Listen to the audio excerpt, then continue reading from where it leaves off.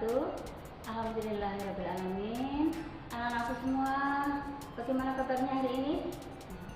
Semoga kalian semua dalam keadaan sehat walafiat dan selalu tetap semangat untuk menuntut ilmu, ya. Pada hari ini saya Ibu Rina, guru mata pelajaran IPS dari SMP Islam Sultan Agung 1.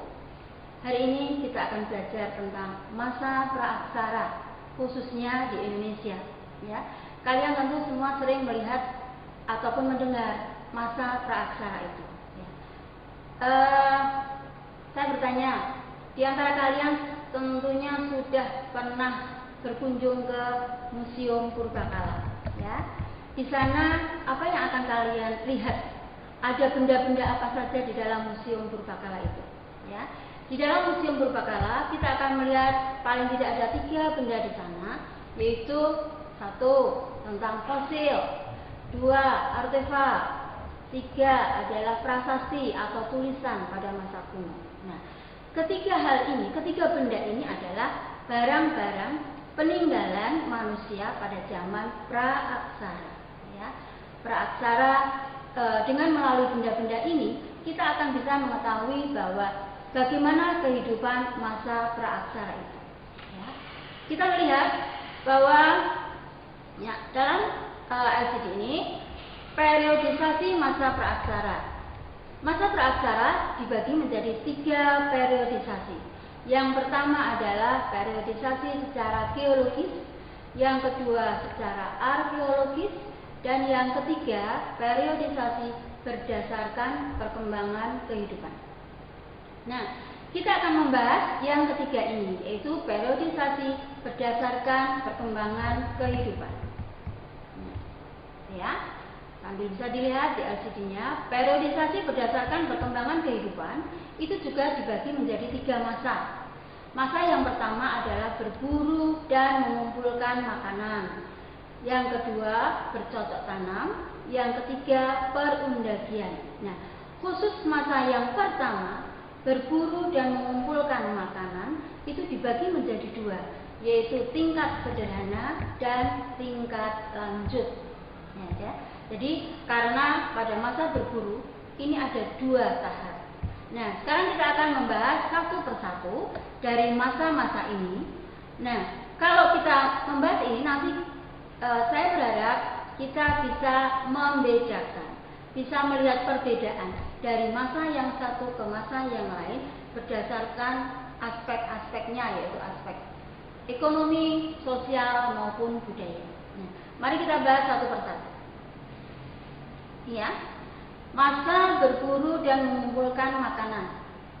Masa berburu dan mengumpulkan makanan yang pertama adalah untuk tingkat sederhana. Nah, masa ini adalah masa yang paling tua untuk masa praaksara di Indonesia, ya. Jadi ini masa yang paling tua. Dilihat dari aspek ekonominya, masa ini sangat bergantung kepada alam. Jadi mereka kalau dalam mencari makanan untuk mempertahankan hidupnya, mereka sangat bergantung pada alam, yaitu mereka hanya bisa mengambil sesuatu yang ada di alam. Mereka itu berburu.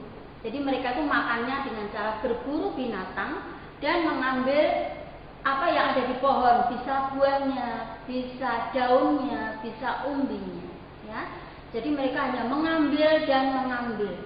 Maka kalau apa yang ada di alam ini sudah diambil, lama-lama habiskan, maka mereka pindah lagi ke tempat lain yang masih tersedia bahan makanan yang untuk mempertahankan hidupnya.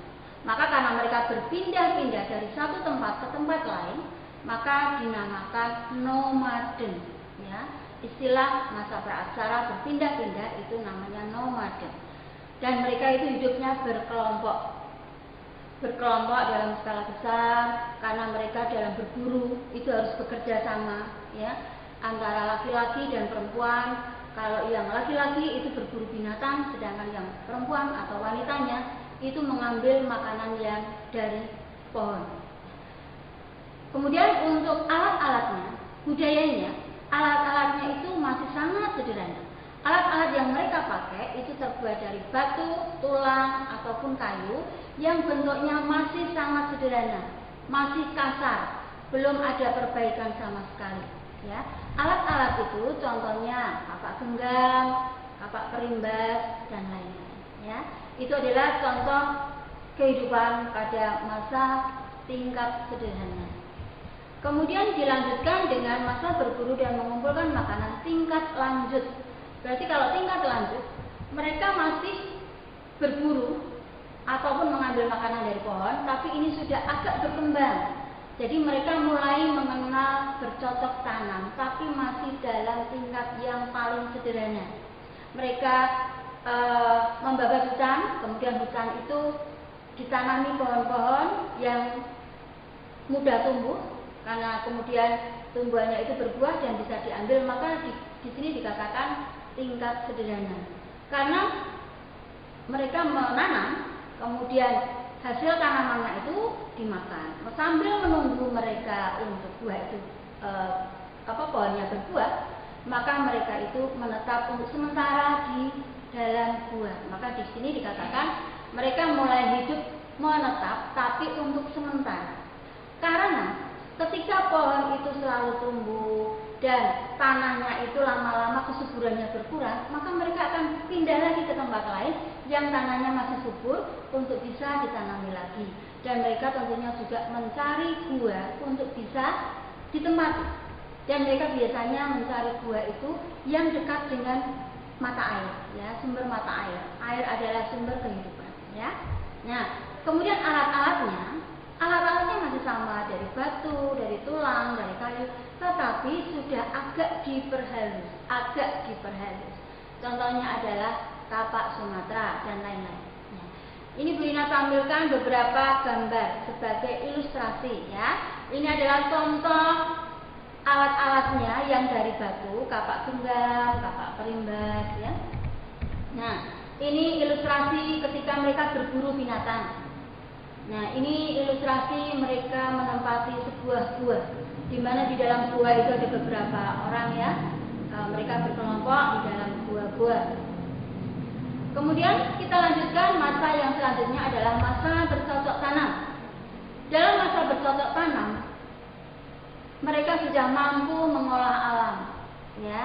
Jadi mereka sudah mulai bercocok tanamnya dalam skala yang lebih besar. Mereka sudah bisa menanam padi di sawah dan sebagainya, ya. Jadi tanamannya sudah lebih maju lagi, sudah lebih besar lagi. Nah, kemudian karena hasil tanamannya itu banyak, maka mereka kemudian mulai mengenal perdagangan. Perdagangannya di sini adalah barter. Mereka saling menukar hasil panennya, ya. Yang satu misalnya mereka menanam pohon yang hasil panennya itu berbeda dengan kelompok yang lain, mereka bisa saling menukar. Ini adalah kehidupan pada masa bercocok tanam. Kemudian mereka sudah hidup menetap karena sudah mempunyai ladang yang besar, sudah bercocok tanam yang besar, dan mereka sudah mendirikan perkampungan. Perkampungan di sini perkampungannya juga perkampungan yang masih sederhana, dan mereka punya adat yaitu memilih kepala kampung. Kepala kampung tentunya dipilih dengan musyawarah, dipilih orang yang tertua dan tentunya punya wibawa, ya. Nah, alat-alatnya ini tentu sudah lebih halus lagi. Jadi sudah lebih halus, contohnya adalah kapak persegi, kapak lonjong. Kemudian mereka juga mengenal bangunan megalitik. Megalitik itu adalah bangunan batu besar. Bangunan batu dalam bentuk yang besar, ya. Jadi batunya tidak kecil-kecil. Ini adalah tujuannya untuk menghormati arwah-arwah nenek moyang. Jadi mereka itu pada saat itu sudah mengenal kepercayaan. Jadi kepercayaannya saat itu adalah kepercayaan dinamisme maupun animisme, ya. Kepercayaan pada roh nenek moyang. Mereka yakin bahwa nenek moyang mereka yang sudah meninggal itu tidak terus hilang. Mereka yakin orang yang meninggal itu punya kehidupan baru, ya. Maka inilah kepercayaan mereka, ini dinamakan animisme, ya. Nah, kemudian ini adalah gambar contoh alat-alat pada masa bercocok tanam. Ini batunya, alatnya sudah lebih halus. Nah, terus kemudian juga ini adalah contoh bentuk rumah, ilustrasi ya saya. Nah, kemudian ini adalah contoh mereka bercocok tanam. Oke, kita lanjutkan. Yang masa selanjutnya adalah masa perundakian. Masa perundakian di sini adalah masa yang paling modern di antara masa prasejarah. Di sini adalah lebih maju daripada masa-masa sebelumnya. Kemudian dalam segi ekonomi mereka sudah tidak cuma untuk memenuhi kebutuhan hidup, tapi mereka bertujuan untuk meningkatkan kesejahteraan. Ya, bagaimana mereka bisa lebih sejahtera? Mereka sudah hidup menetap di perkampungan yang lebih besar dan teratur, karena mereka sudah mengenal logam. Mereka itu ahli pertukangan, membuat barang-barang yang terbuat dari logam. Ya, maka di sini namanya perundakian atau pertukangan. Jadi alat-alatnya yang dibuat itu sudah tentunya sudah lebih baik, lebih maju, dan lebih bagus lagi. Ya. Kemudian perkampungan yang dibuat tentunya lebih besar, lebih teratur. Mereka sudah ada pembagian kelompok. Misalnya di sini adalah perkampungan kelompok petani. Di lain tempat ada perkampungan kelompok para pedagang. Jadi kelompok-kelompoknya sudah lebih besar lagi dan lebih teratur. Ya. Kemudian untuk kepercayaannya mereka juga lebih berlanjut lagi. Mereka sudah membuat dari batu besar tadi atau megalitik, yaitu tempat-tempat untuk beribadah, untuk pemujaan, ya, untuk pemujaan bagi roh arwah nenek moyang yang sudah meninggal. Nah, ini adalah ilustrasi alat-alat manusia pada zaman perundakian. Ya, kita bisa lihat di sini adalah gambar alat-alatnya yang terbuat dari logam. Ya, beda dengan manusia yang pada zaman tadi semuanya terbuat dari batu. Ya, kalau ini sudah terbuat dari logam. Kemudian ini adalah ilustrasi ketika mereka bertukang atau menukang atau membuat alat-alat dari logam. Ya. Nah, kemudian selanjutnya adalah, nah ini contoh ilustrasi dari bentuk perkampungan mereka. Ya. Jadi itulah 3 masa pada zaman praaksara. Nah, tentunya di sini ternyata manusia praaksara itu mempunyai nilai-nilai budaya yang sampai sekarang masih bisa kita pertahankan. Ya, ada 6 nilai budaya pada masa praaksara, yaitu yang pertama adalah religius atau kepercayaan, kemudian gotong royong. Gotong royong kita bisa melihat ketika mereka membuat rumah dan sebagainya. Ya. Kemudian ada musyawarah, contohnya mereka dalam mengangkat kepala kampung. Kemudian ada keadilan. Keadilan di sini pembagian kerja. Kalau yang lebih kuat tentu pekerjaannya yang lebih berat, ya. Yang lebih lemah pekerjaannya tentu yang lebih ringan. Kemudian mereka juga sudah mengenal tradisi bercocok tanam dan tradisi bahari, ya. Dengan mengadakan perdagangan antar pulau, berarti kan mereka harus menyeberang laut. Berarti mereka sudah punya tradisi bahari. Jadi itulah nilai-nilai dari nenek moyang kita zaman dahulu. Ternyata bahwa nenek moyang kita pada zaman praaksara sudah mempunyai budaya yang cukup maju.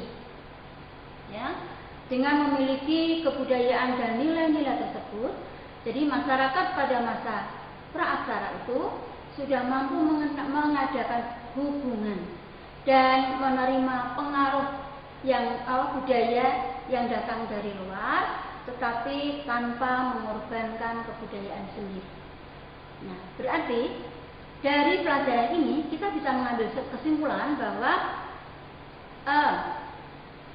kita itu harus bersifat selektif, ya. Kita harus bersikap selektif ketika kita menerima pengaruh atau budaya yang datang dari luar.